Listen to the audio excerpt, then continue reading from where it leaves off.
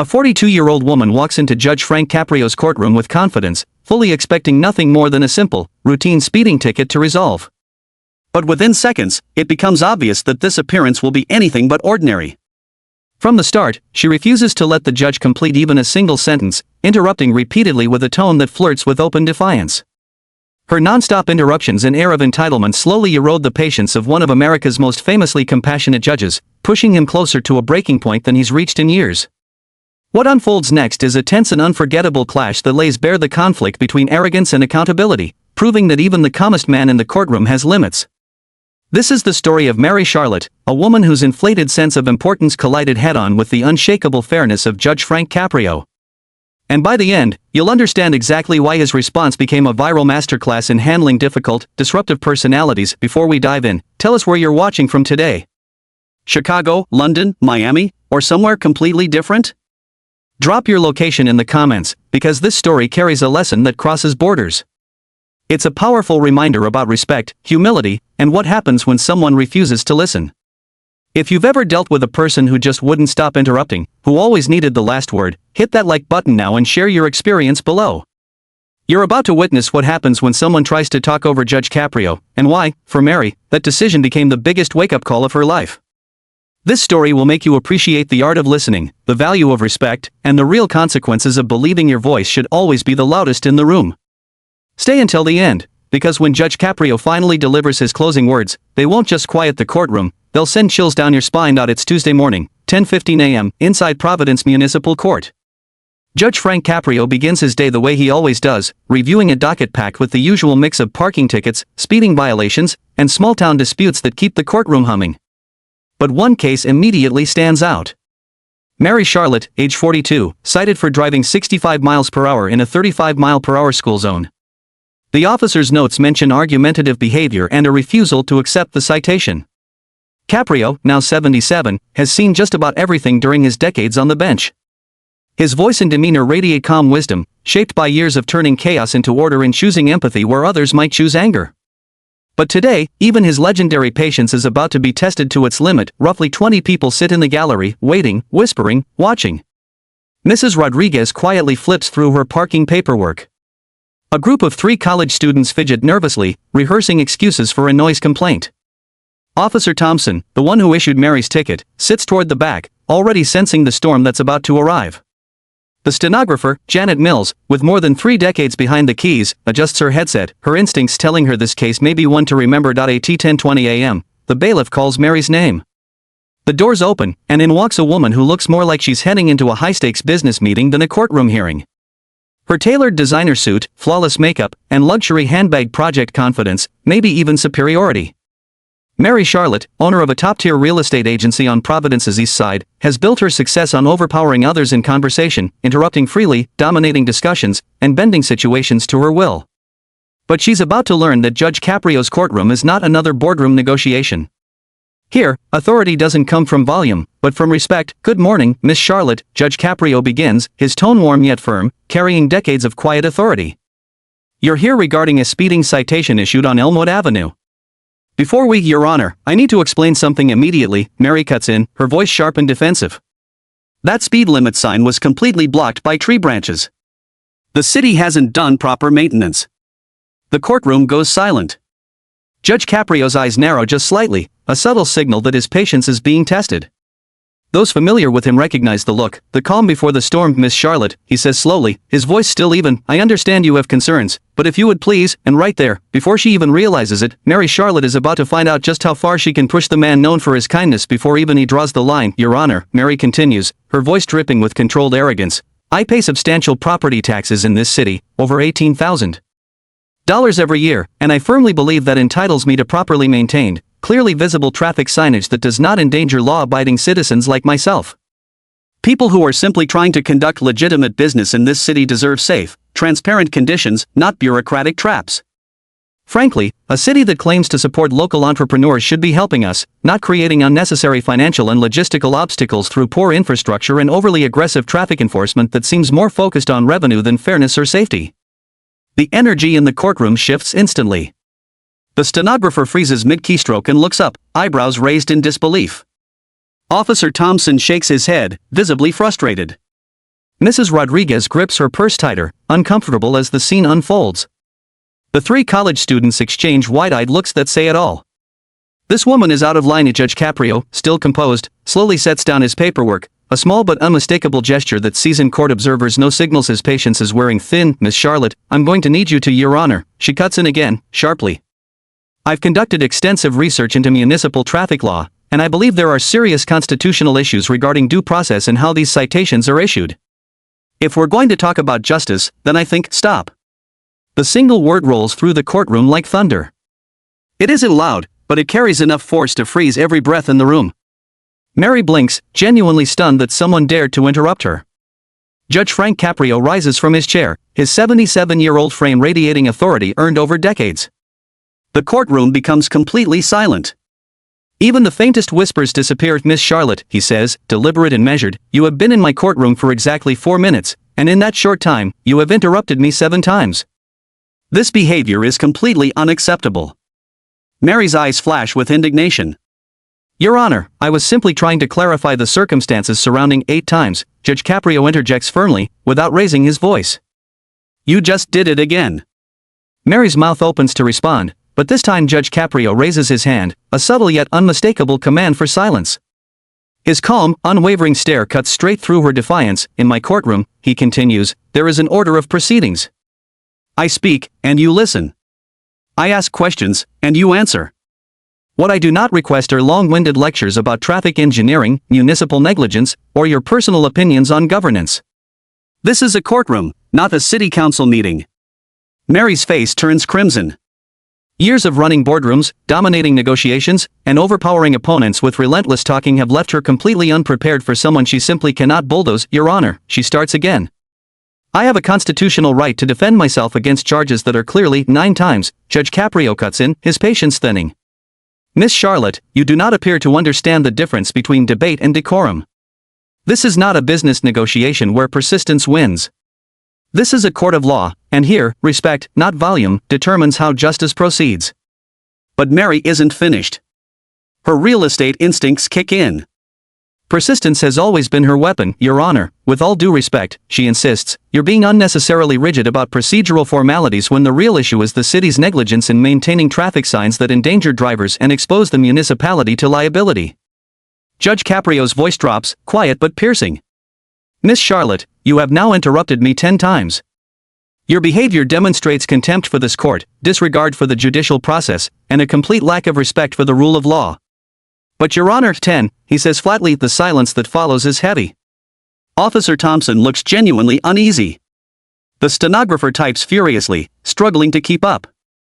Mary's face burns with a mix of humiliation and fury. Your Honor, she tries one last time, her voice trembling slightly, I'm simply attempting to present a legitimate defense against what I believe is an unjust citation rooted in municipal failure.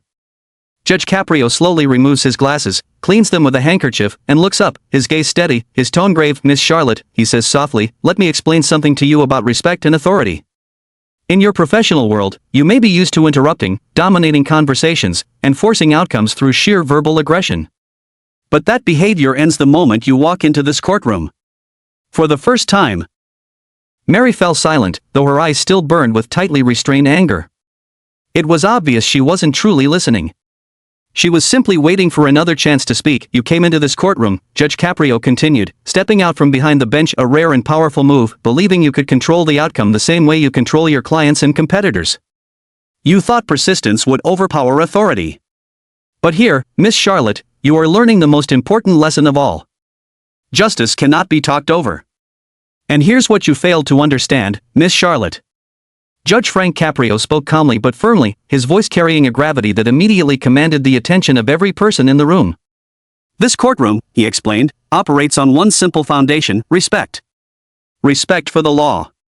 Respect for the judicial process.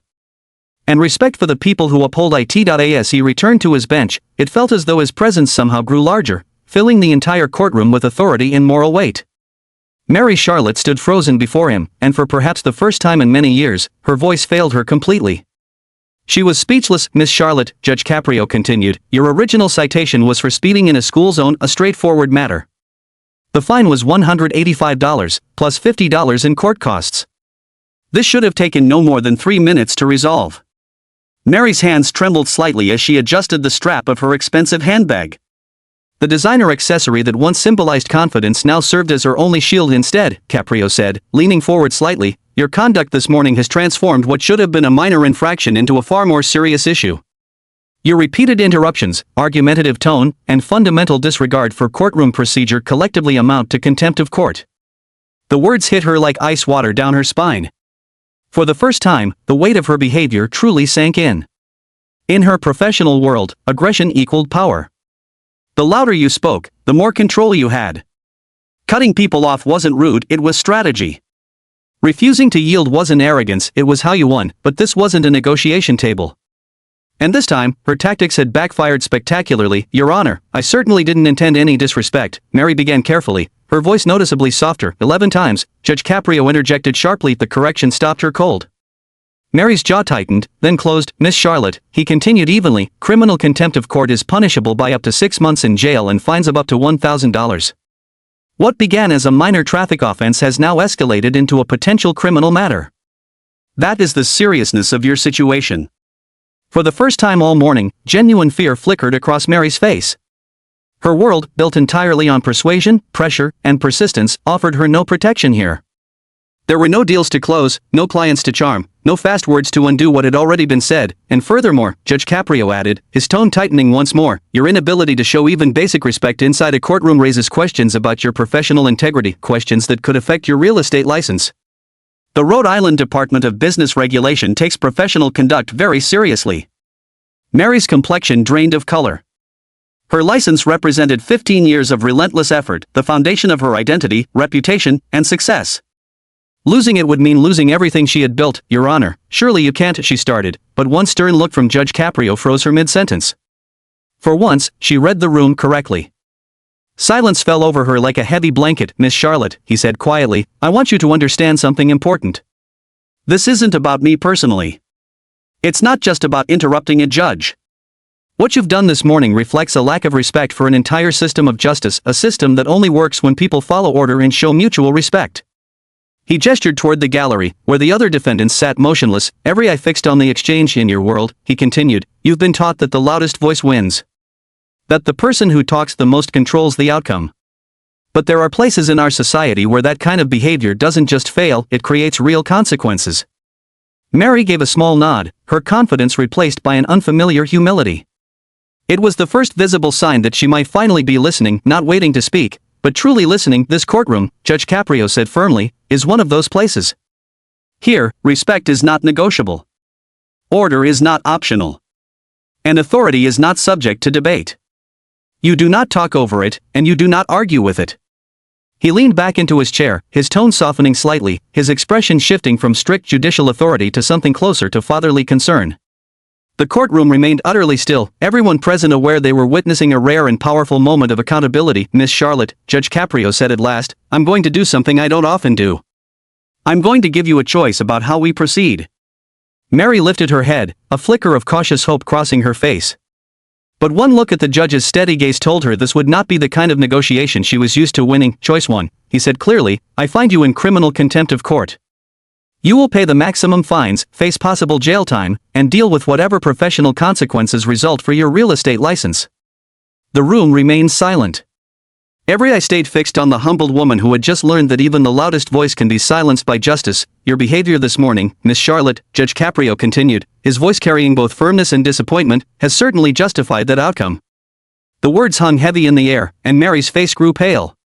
Her earlier defiance had vanished, replaced by rigid stillness. Choice 2, the judge said after a deliberate pause, is that you show me in this court that you are capable of learning from what happened here today. But understand this clearly, this option comes with strict, non-negotiable conditions. Leaning forward slightly, his tone gentler but still authoritative, Judge Caprio explained that if she chose the second path, she would spend the next full hour in the courtroom, quietly observing how other cases were conducted. She would watch how respectful defendants waited their turn, how they addressed the court, and how dignity and order allowed justice to function. Mary instinctively opened her mouth to respond, then stopped herself just in time. She nodded hesitantly instead. During that hour, the judge continued, you will not speak unless directly addressed by me or another officer of the court. You will focus entirely on observing what happens when people listen more than they talk, and respect process more than personal agendas. He paused, letting the weight of his words sink in. The conditions don't end there, he added. After that observation period, you will return to the bench to resolve your original speeding citation. And when you do, you will demonstrate that you've learned what appropriate courtroom behavior looks like. The judge rose once more, his presence commanding absolute attention. But here is what I truly want you to understand, Miss Charlotte, he said, stepping forward. This isn't just about courtroom etiquette. It's about fundamental respect for people, for systems, and for the principles that hold our society together. He took a few steps closer, his voice gentler but no less powerful. In her career, he explained, she had built success by overpowering opposition, talking louder, faster, and longer than anyone else. Dominance closed deals. Confidence sealed contracts. Persistence wore people down, and while that may work in business, he said, it fails in relationships, in communities, and anywhere real cooperation matters. Turning slightly, he gestured toward Mrs. Rodriguez, the elderly woman still seated patiently in the gallery. Mrs. Rodriguez has been waiting quietly, he said. She hasn't interrupted anyone. She hasn't demanded special treatment because of her income or contributions. She's simply shown the respect for this process that she would hope others show her. Judge Caprio looked back at Mary, his gaze steady but not unkind. So here is your final choice, Miss Charlotte. You can continue believing that aggression and domination equal strength, that speaking over others and forcing your will produces results. If you choose that path, I will treat you as someone who values conflict over cooperation, and you will face the full consequences of contempt of court. Mary swallowed hard and shook her head slightly, the clearest sign yet of genuine humility. Or, Judge Caprio said, lowering his tone, you can accept that there are places in this world, like this courtroom, where listening matters more than talking, where respect outweighs ego, and where understanding another person's perspective leads to far better outcomes than drowning them out with your own voice. He returned to his bench slowly, never breaking eye contact with her. So tell me, Miss Charlotte, he said, the courtroom so quiet that even the air itself seemed frozen, what is your choice? Mary drew in a deep breath, steadying herself. When she finally spoke, her voice was soft, controlled, and for the first time, sincere, Your Honor, she said quietly, I choose to learn. I want to observe and understand how this court works. Judge Caprio gave a small, approving nod. Very well, Miss Charlotte, he replied. Please take a seat in the back row. For the next hour, you will observe silently how respectful interaction in this courtroom truly functions. Mary turned and walked toward the back, the gentle echo of her designer heels tapping against the polished floor. It was an unfamiliar sound, one of humility. A woman accustomed to commanding rooms now moving quietly through one she could not control. Mrs. Rodriguez, Judge Caprio said next, his tone returning to warmth, please approach the bench. The elderly woman rose nervously, clutching her small parking ticket in both hands. As she stepped forward with quiet respect, Mary watched her, and for perhaps the first time in years, she wasn't preparing her next argument. She was listening. Good morning, Your Honor, Mrs. Rodriguez said in soft, accented English, holding her handbag close. I am here about a parking ticket. The moment she spoke, Judge Caprio's entire demeanor shifted. His posture relaxed. His tone became gentle and patient, and his eyes reflected genuine curiosity. Tell me what happened, Mrs. Rodriguez, he asked kindly. Your Honor, she began, I parked in front of my daughter's house to help with her new baby. I stayed too long in the 2-hour parking zone. I know I broke the rule, but the baby was crying and my daughter truly needed my help. Mary, seated quietly in the back, watched as Judge Caprio listened, without interrupting, without rushing, giving the woman his full attention. Mrs. Rodriguez, how much was the fine? He asked. $75, Your Honor, she replied, her voice trembling slightly. It is difficult for me because I live on a fixed income, but I know I was wrong. The courtroom fell silent as Judge Caprio considered her words. Then he looked up, his eyes gentle. And Mrs. Rodriguez, you've taken full responsibility for your mistake. You've treated this court with respect and spoken with honesty and dignity. That matters to me. He glanced down at the citation. Fine reduced to $25, payable within 60 days. And congratulations on becoming a grandmother. Mrs. Rodriguez's face lit up with gratitude. Thank you, Your Honor. You are very kind, she said, emotion filling her voice. As she passed Mary on her way out, she offered a warm, genuine smile. Mary realized she had just witnessed something rare, grace in action, something her competitive business world had never taught her. Next, a college student stepped forward, nervous but composed. Your Honor, we're here about a noise complaint at our apartment. Tell me what happened, Judge Caprio said, leaning forward attentively. We had a small party that got out of hand, the student admitted. Our neighbor called the police, and we were cited for disturbing the peace. We're really sorry. Mary watched as Judge Caprio listened again, patient, precise, and thoughtful, asking careful follow-up questions. The students explained their stress from midterms, their poor judgment, and how things escalated. Finally, Judge Caprio nodded. You will each complete 20 hours of community service at a local senior center, helping elderly residents with technology and daily tasks. I want you to understand that being a good neighbor means recognizing how your actions affect others. The students exchanged relieved looks. Thank you, Your Honor, one said sincerely. An hour later, Judge Frank Caprio called Mary back to address her original speeding citation. As she approached the bench this time, her entire demeanor had changed. The defensiveness was gone. The arrogance dissolved. No tapping fingers. No forced confidence, Miss Charlotte, the judge said, firm yet kind. You've now seen how this courtroom functions when respect and understanding guide the process. Are you ready to handle your case properly? Mary nodded. Yes, Your Honor. Then tell me, he said, folding his hands, about the circumstances of your speeding citation. Mary took a slow, steady breath, choosing her words carefully. Your Honor, she began, calm and deliberate. I was driving 65 miles per hour in a 35-mile-per-hour school zone on Elmwood Avenue. Officer Thompson stopped me and issued the citation. I was speeding because I was late for an important business appointment, and I chose my schedule over public safety. Judge Caprio noted the transformation. No excuses, no defensiveness, just accountability. I argued with Officer Thompson during the stop, Mary continued, because I was frustrated.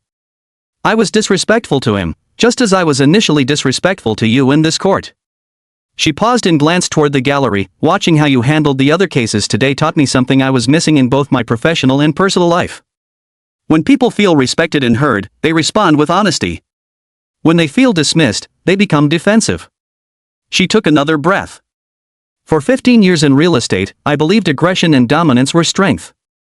But watching Mrs. Rodriguez, the college students, and others today showed me how wrong I was. My approach often creates conflict instead of solutions. Judge Caprio nodded, recognizing genuine reflection. I endangered children by speeding through a school zone because I believed my meeting mattered more than the law, Mary said quietly. I deserve the consequences. And I owe you, Officer Thompson, and everyone here an apology for my arrogance.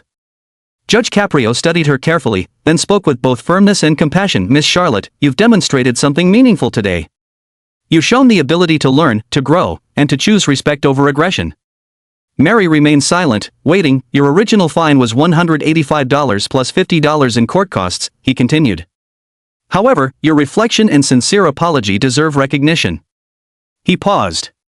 Fine reduced to $100 plus court costs. But more importantly, you've gained something far more valuable, the understanding that respect will always produce better outcomes than intimidation. Judge Caprio extended his hand. I hope you carry this lesson into your business, your relationships, and your community. Mary shook his hand, grateful. Your Honor, she said softly, this has been the most valuable business lesson of my life. Thank you. As she left the courtroom, Mary stopped to apologize to Officer Thompson, who nodded approvingly. Her story reminded everyone present that true strength doesn't come from overpowering others, but from respecting their right to be heard. Judge Frank Caprio once again proved that the strongest lessons are taught not through punishment, but through empathy and example. And his words leave a lingering question for all of us: how often do we interrupt because we think our voice matters more? When was the last time we truly listened? Mary learned that whether it's a courtroom, a boardroom, or your own living room, respect always leads to better outcomes than ego ever will. And sometimes, the most powerful thing we can do is stop talking and start listening.